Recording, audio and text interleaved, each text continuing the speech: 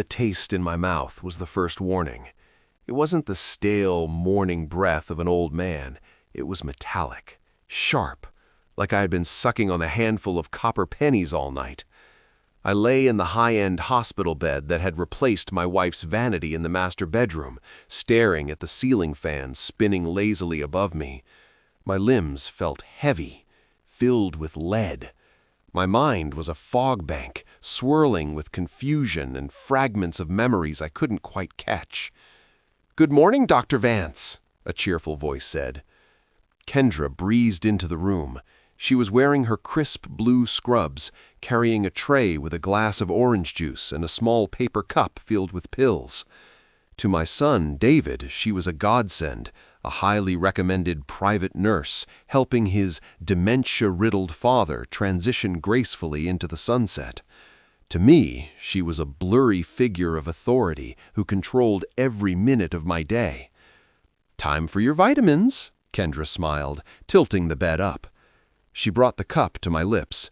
"Open up, Eli." I opened my mouth. I swallowed the pills. I washed them down with the juice. I didn't fight. I couldn't fight. My body wouldn't obey my commands. "Good boy." She patted my cheek, a condescending tap that made my skin crawl. "Rest now. The lawyer is coming tomorrow to update your paperwork. You want to be sharp for that."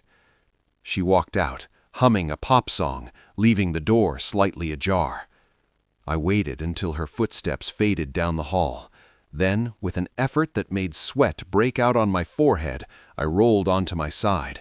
I retched. I forced my fingers down my throat and vomited the juice and the dissolving pills into the bedside trash can. I panted, wiping my mouth with the sheet. I looked at the mess in the bin. The vitamins were dissolving, blue and white sludge. But it wasn't the pills that scared me.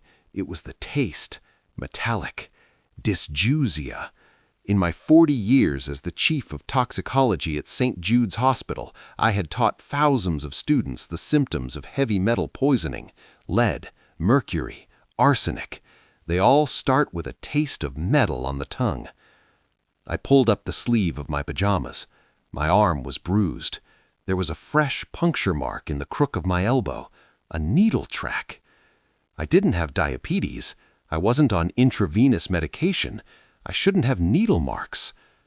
"Alzheimer's," the doctor said. "Early onset aggressive dementia." I looked at the needle mark. Alzheimer's takes your mind.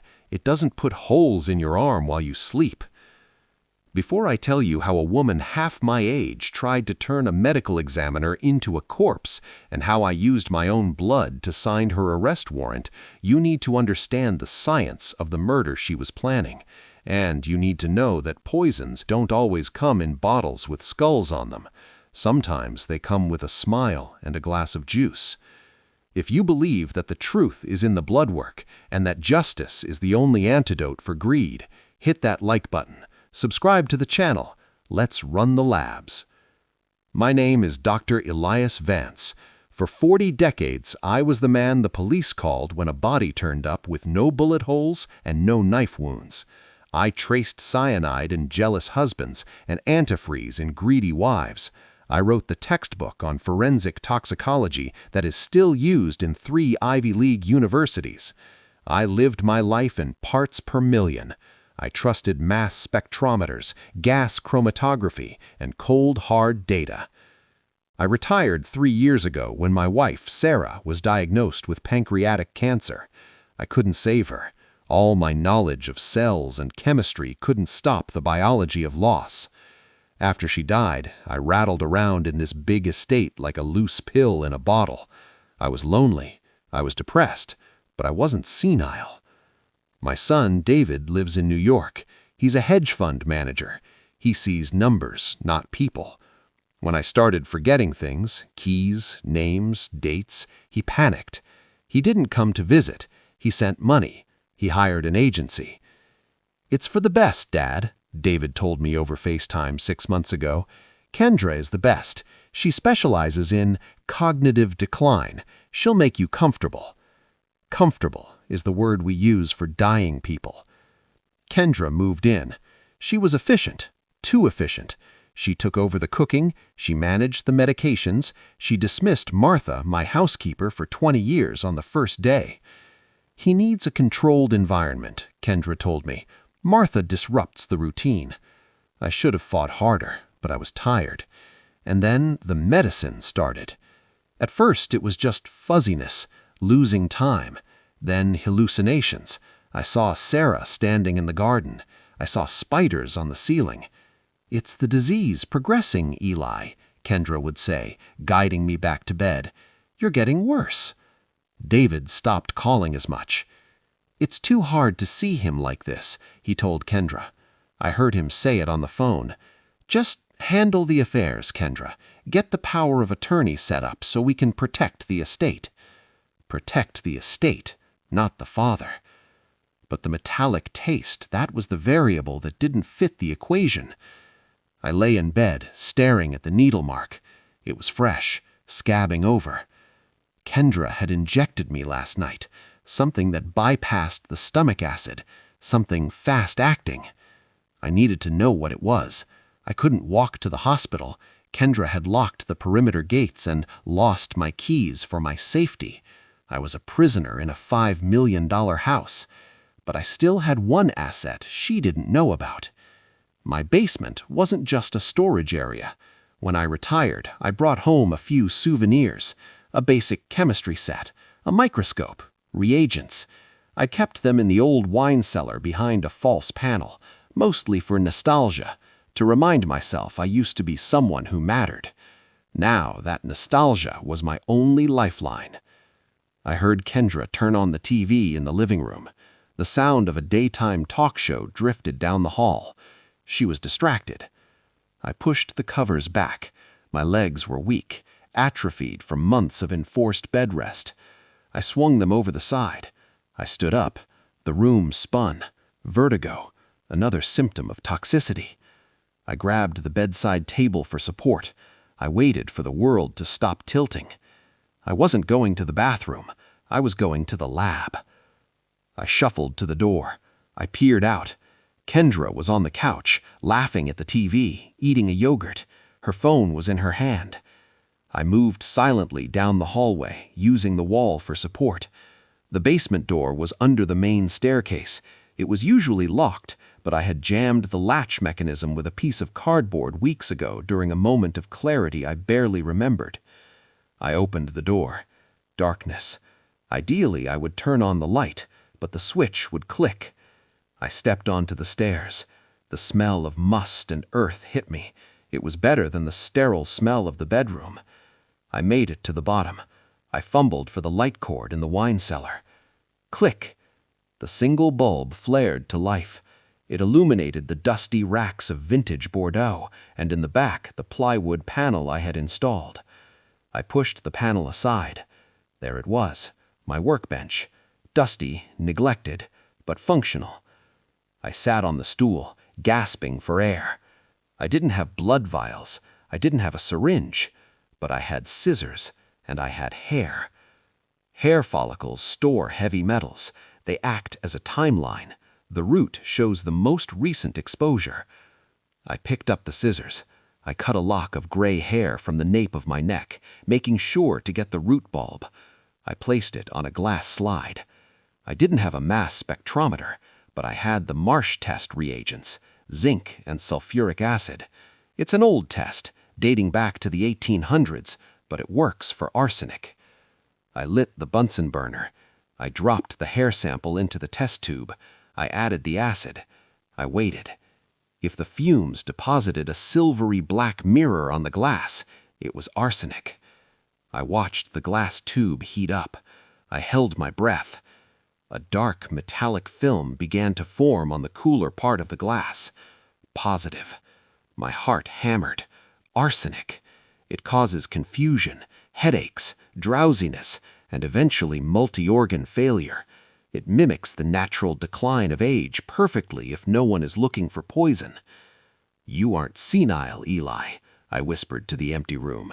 "You're being murdered." But before I could formulate a plan, the floorboards above me creaked. The TV had turned off. "Eli?" Kendra's voice called out from the top of the stairs. "Are you out of bed?" I froze. The Bunsen burner was hissing softly. The evidence of my sanity was smoking in the tube. "Eli!" she shouted, anger replacing the nurse voice. "I know you're down there. You're not allowed in the basement." She was coming down, and she was holding the needle. I blew out the Bunsen burner instantly. The blue flame vanished with a hiss. I grabbed the test tube, scorching my thumb on the hot glass, and shoved it deep into the pocket of my pajama pants.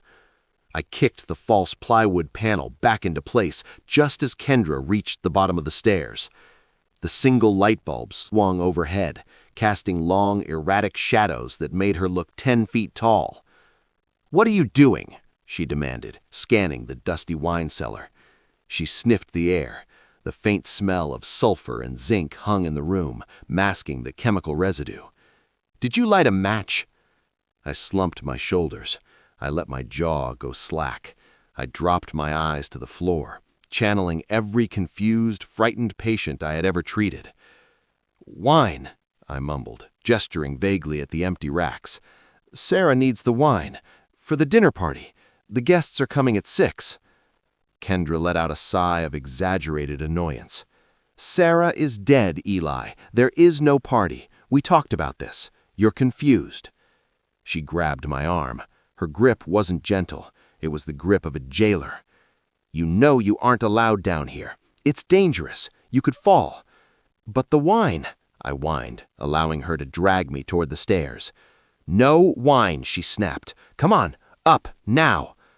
She marched me back to the bedroom. She watched me climb into bed. Then she walked to the door and produced a key from her pocket. She locked me in from the outside. I heard the deadbolt slide home. I was a prisoner in my own master suite. I lay in the dark, my heart racing. She hadn't seen the chemistry set. The narrative held. I was just a senile old man wandering in the dark. But the test tube burning a hole in my pocket told a different story. Arsenic. She was poisoning me with arsenic to simulate the cognitive decline of Alzheimer's. But arsenic is slow. It takes months to kill. Why did she need a lawyer tomorrow? If she was accelerating the timeline, she needed something faster than heavy metals. I waited until nightfall. The house was quiet. Kendra slept in the guest room down the hall, likely dreaming of the tropical vacation she would book with my estate money. I couldn't leave the room. The door was locked. But the window led to the second-story balcony, and the trellis was covered in thick wisteria vines. I moved to the window. I unlocked the latch. Tap, tap, tap. I froze. A face appeared in the glass. It wasn't a hallucination. It was Martha, my housekeeper of 20 years, the woman who had polished my silver and listened to my wife's troubles. Kendra had fired her on day 1, claiming Martha stole from me. I had been too drugged to object. Martha pushed the window open from the outside. She was standing on a ladder she must have dragged from the garage. She looked terrified, clutching her cardigan around her throat. "Dr. Vance? Eli? Are you awake?" "Martha," I breathed, shuffling to the window. "You shouldn't be here. She'll call the police." "Let her call them," Martha hissed, her eyes darting to the bedroom door. "I saw her, Eli. I saw what she did with the medical delivery." She reached into her oversized tote bag. She pulled out a crumpled, heavy-duty black trash bag. It smelled of coffee grounds and rotting fruit. "I sneaked around the back to check on you. I saw her dump this in the neighbor's bin, not yours. She was trying to hide it. I fished it out." Martha dumped the contents onto the Persian rug. Empty food containers, a broken glass, and a clear plastic IV bag with tubing attached. I knelt down, my joints popping. I picked up the bag. It was labeled sodium chloride 0.9%. Saline, harmless. But there was a second label pasted over the bottom corner, a pharmacy tracking sticker that had been mostly scraped off.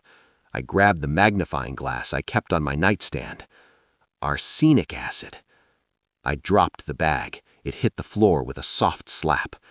"What is it?" Martha asked, seeing the color drain from my face. Arsenic acid, I whispered. It's a paralytic. We use it for intubation in surgery. It paralyzes every muscle in the body.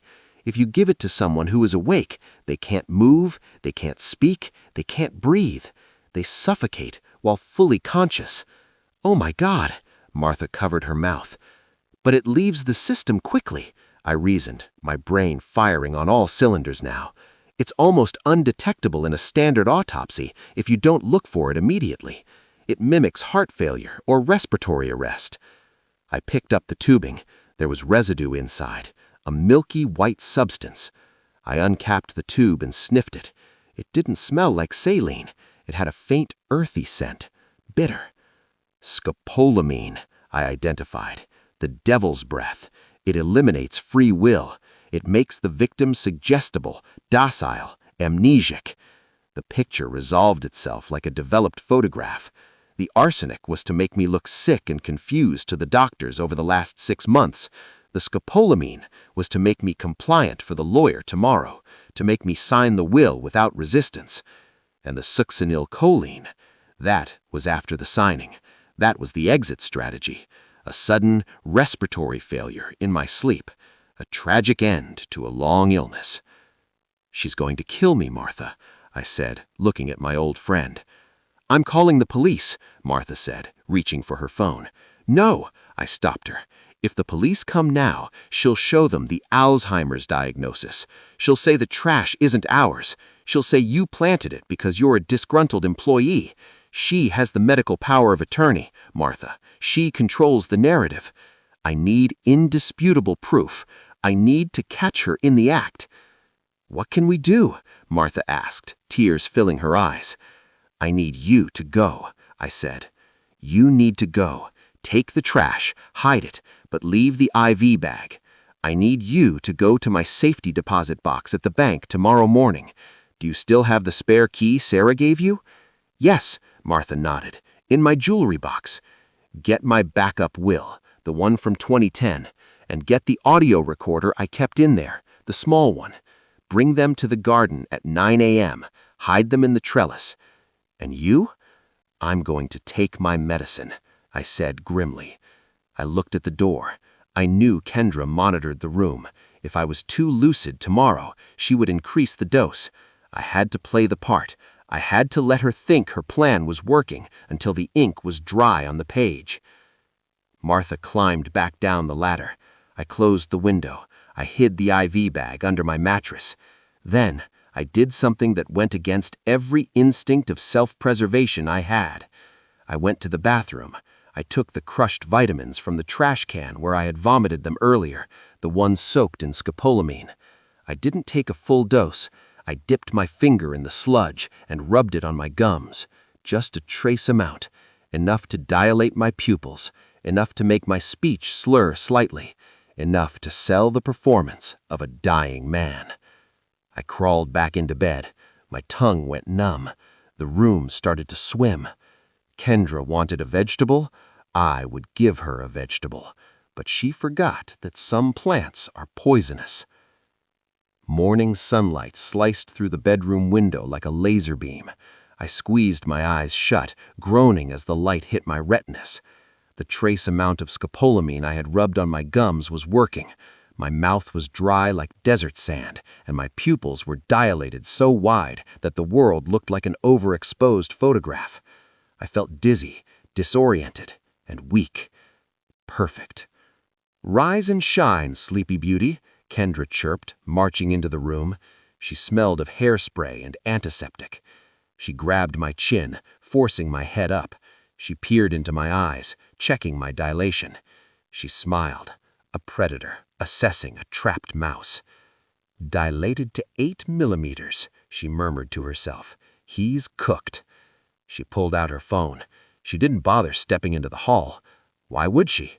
To her, I was just furniture, a sack of meat with a signature. It's done, Gareth, she said into the phone, turning my back to me to straighten the bedsheets. He's fully non-responsive. Pupils are blown. The scopolamine has stripped his will. Yeah, David is landing at 10 a.m. We do the signing at noon. She laughed softly. No, he won't fight.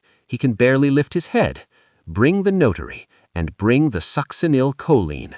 We wrap this up by 2 p.m. She hung up. I lay in the dark, my heart racing. Gareth, succinyl choline, 2 p.m. I had a name, I had a weapon, and I had a deadline. She dressed me in a suit.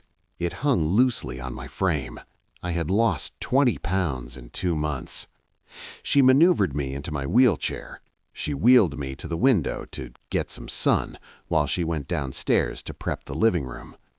As soon as she left, I scanned the trellis outside the window. A flash of silver caught my eye. Martha. She had come through.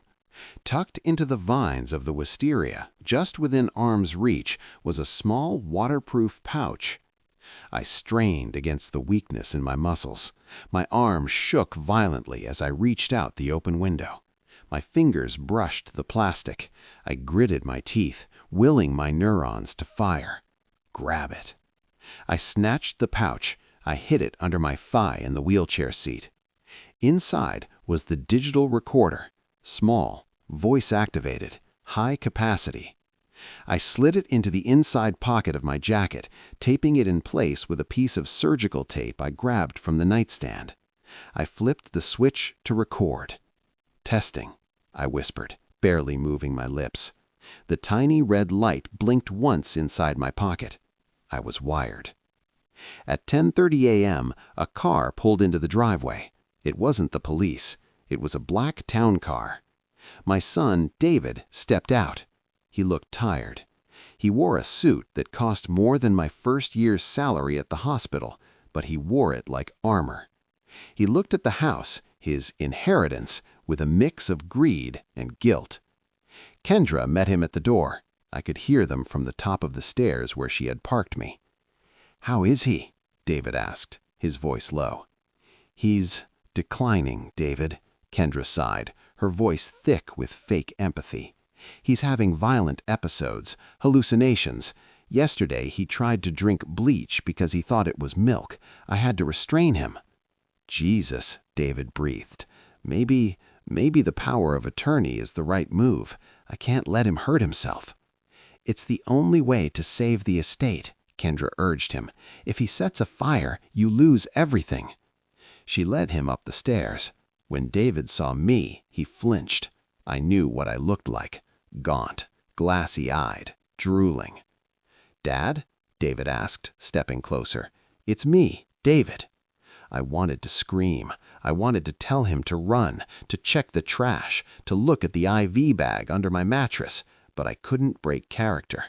If Kendra suspected I was lucid, she would inject me right now. "David?" I mumbled, letting my eyes drift past him. "Where is the boat?" David looked at Kendra. "The boat?"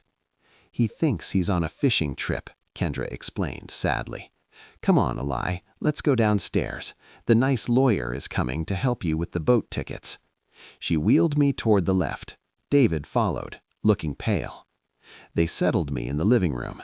The lawyer, a sweaty man named Mr. Blight, who smelled of cigarettes, was already there, setting up documents on the coffee table. A notary sat next to him. "Here's the plan," Kendra whispered to David. "We just need his mark. An X is legal if witnessed. Then we can admit him to the secure facility tonight." David nodded, looking at the floor. But Kendra needed one more thing. She needed to ensure David wouldn't get cold feet. She needed to prove I was truly gone. She walked over to the lighting controls on the wall. She dimmed the overhead lights. Then she pulled a small pen light from her pocket. It wasn't a medical light. It was a high-frequency strobe. "Just checking his pupil response again," she announced. She stood in front of me. She aimed the strobe directly into my eyes. Flash, flash, flash. The pulsing light triggered a photophobic reaction in my chemically sensitized brain. It overloaded my optic nerve. Colors exploded in my vision. Vertigo slammed into me like a physical blow. I cried out, throwing my hands up to shield my eyes. I flailed, knocking a vase off the side table. It shattered. "Snakes!" I screamed, partly acting, partly genuine disorientation. "Get them off." "See?" Kendra shouted, jumping back. "He's violent. He's hallucinating. David, hold him down." David rushed forward, pinning my arms. "Dad, stop. It's okay." "It's the disease," Kendra yelled. "He's dangerous. We need to sign the papers before he has a stroke from the stress." David looked at me, struggling in his grip. He looked terrified. Okay, let's do it. Give me the pen." I stopped fighting. I went limp in David's arms, panting. I let my head drop. Is he okay?" David asked. "He's exhausted," Kendra said, checking my pulse, but actually digging her fingernail into my wrist to make sure I stayed submissive. "This is the window of opportunity. The lawyer is ready." Mr. Blight pushed the thick document in front of me. "Sign here, Dr. Vance, right on the line." Kendra wrapped her hand around mine. She placed the pen in my fingers. She started to guide my hand toward the paper. I looked at the document through my blurry vision. Last will and testament. Revocable living trust. It wasn't a medical power of attorney. It was a transfer of assets, effective immediately. Kendra smiled at me. Her face was inches from mine. "Just relax, Eli," she whispered, too low for David to hear. "It'll all be over soon."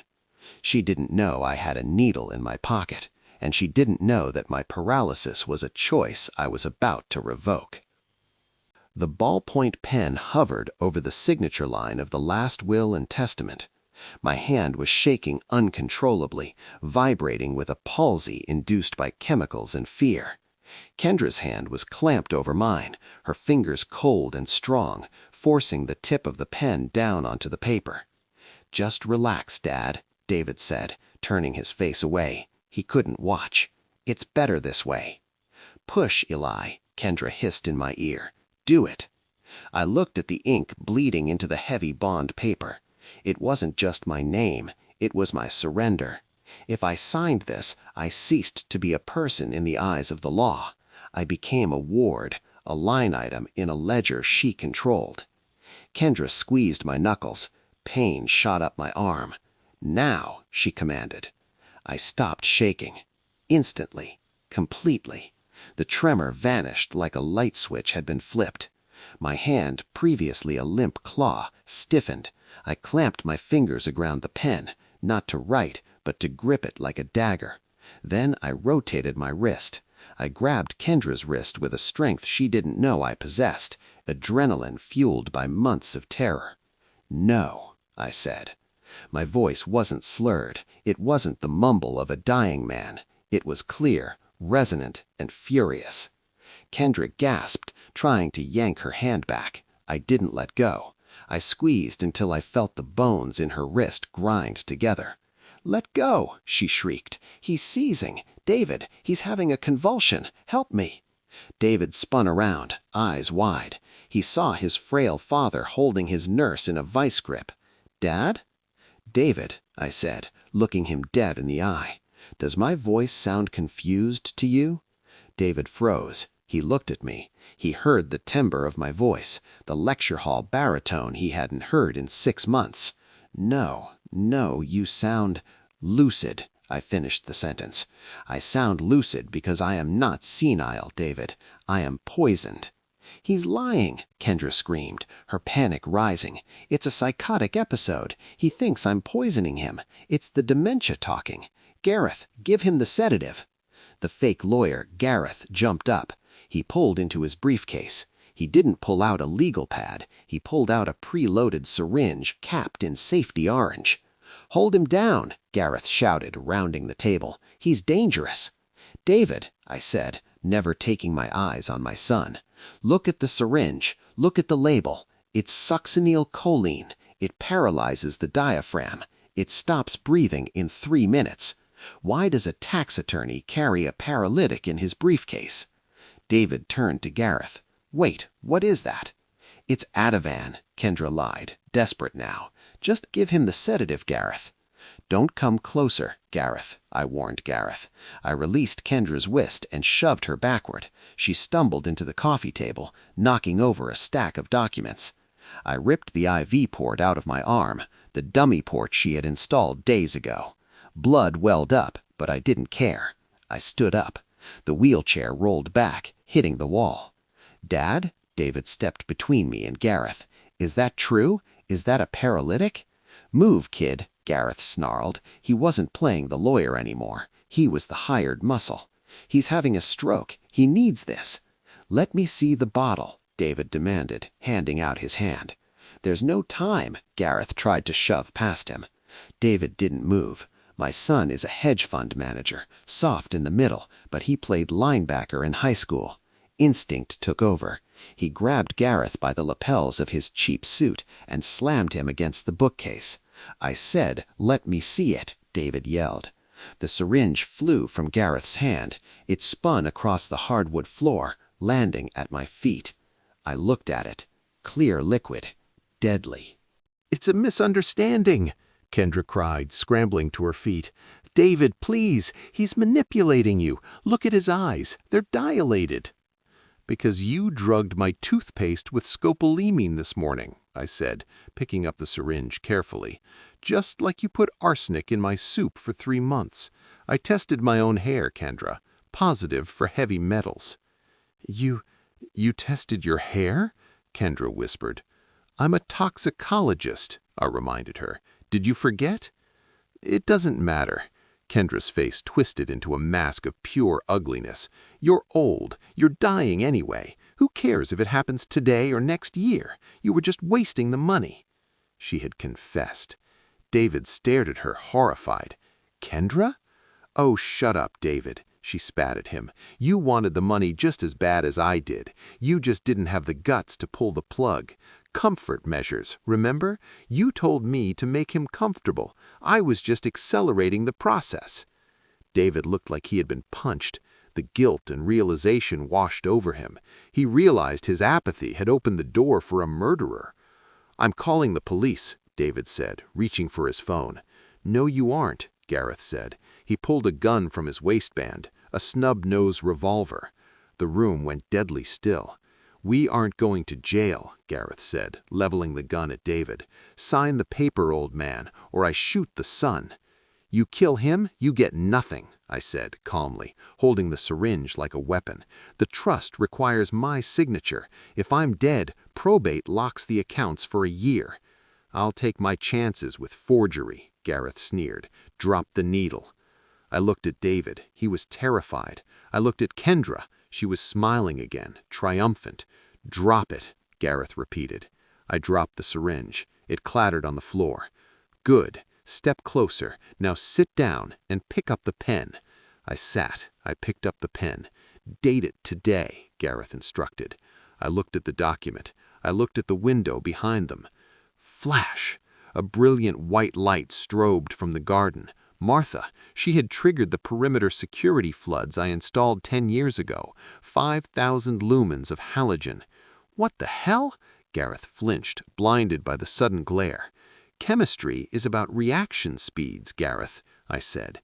I grabbed the heavy crystal water pitcher from the table and threw the water, not the pitcher, into Gareth's face. It wasn't water. I had swapped the pitcher 10 minutes before David arrived. It was 90% isopropyl alcohol from my medical kit.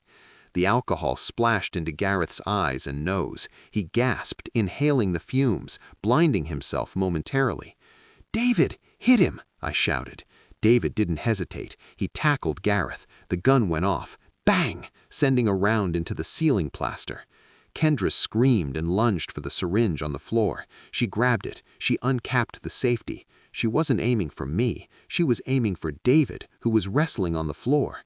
"Get off him!" she shrieked, raising the needle to stab my son in the neck. I couldn't reach her in time. My legs were too slow. But I had something else. "Kendra!" I yelled. She turned her head. I sprayed her. I had concealed a small atomizer spray bottle in my sleeve, my pocket breath spray, refilled in the basement lab. It was a concentrated solution of capsaicin, pepper spray essentially, but distilled to lab grade.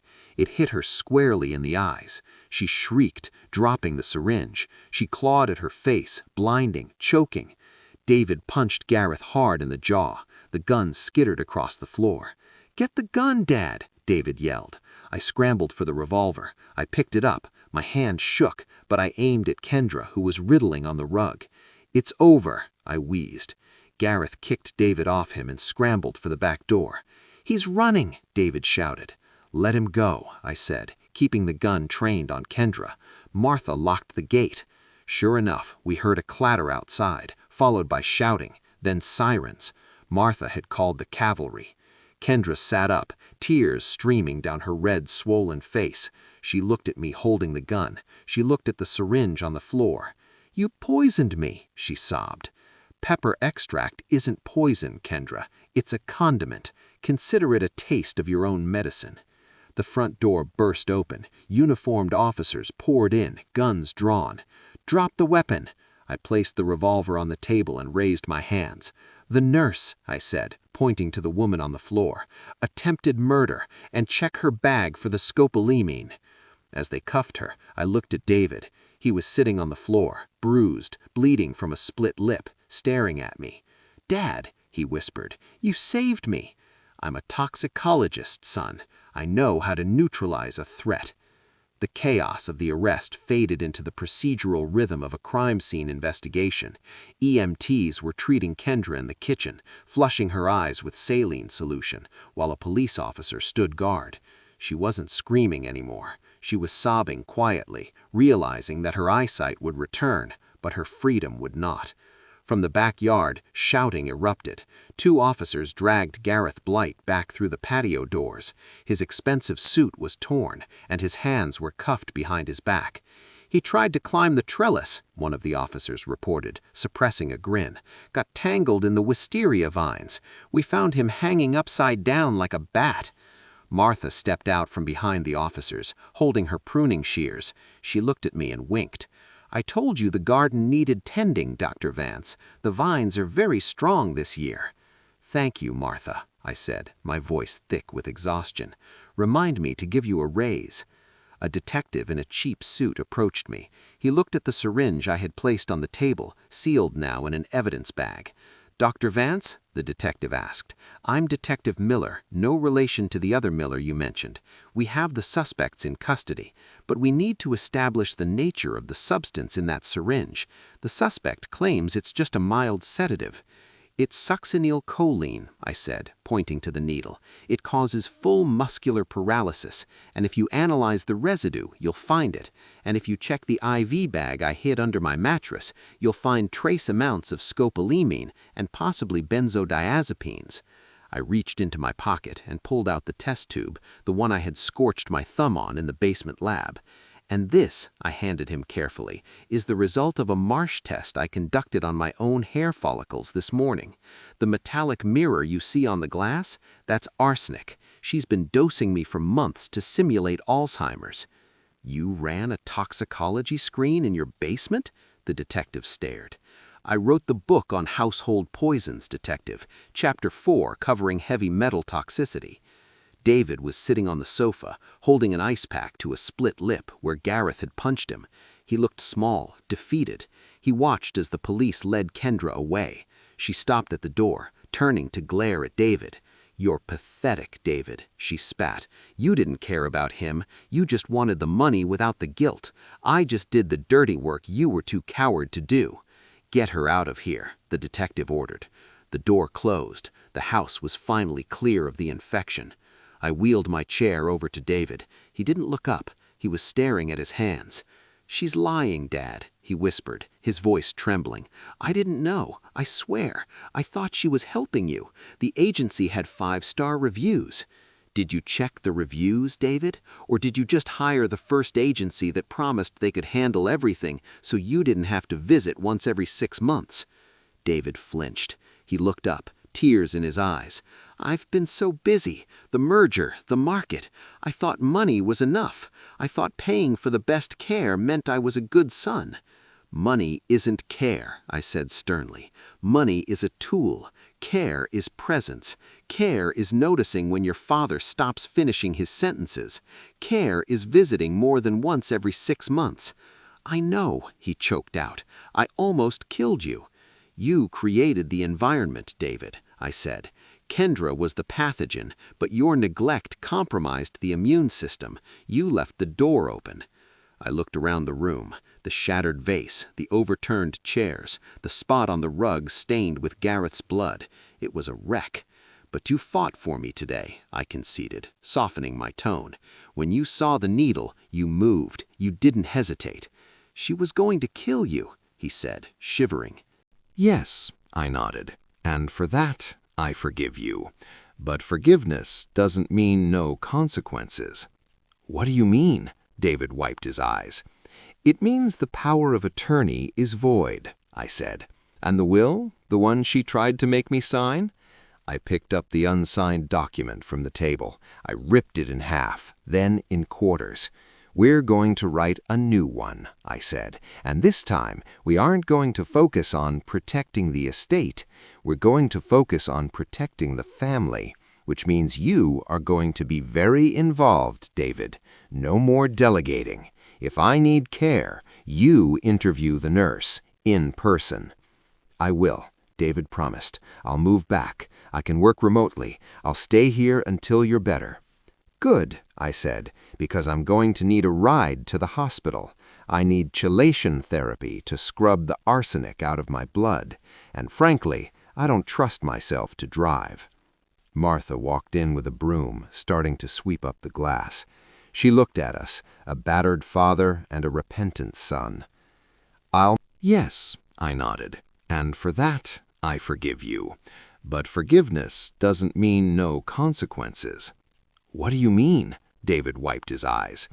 It means the power of attorney is void, I said. And the will, the one she tried to make me sign? I picked up the unsigned document from the table. I ripped it in half, then in quarters. We're going to write a new one, I said, and this time we aren't going to focus on protecting the estate. We're going to focus on protecting the family, which means you are going to be very involved, David. No more delegating. If I need care, you interview the nurse, in person. I will, David promised. I'll move back. I can work remotely. I'll stay here until you're better. Good, I said, because I'm going to need a ride to the hospital. I need chelation therapy to scrub the arsenic out of my blood, and frankly, I don't trust myself to drive. Martha walked in with a broom, starting to sweep up the glass. She looked at us, a battered father and a repentant son. I'll make some tea, Martha said firmly. Real tea, from a sealed box. I smiled. The metallic taste in my mouth was still there, but for the first time in months, it didn't taste like fear. It just tasted like victory. Let's go, Dad. David stood up, offering me his arm. Let's get you checked out. I took his arm. He was solid. He was present.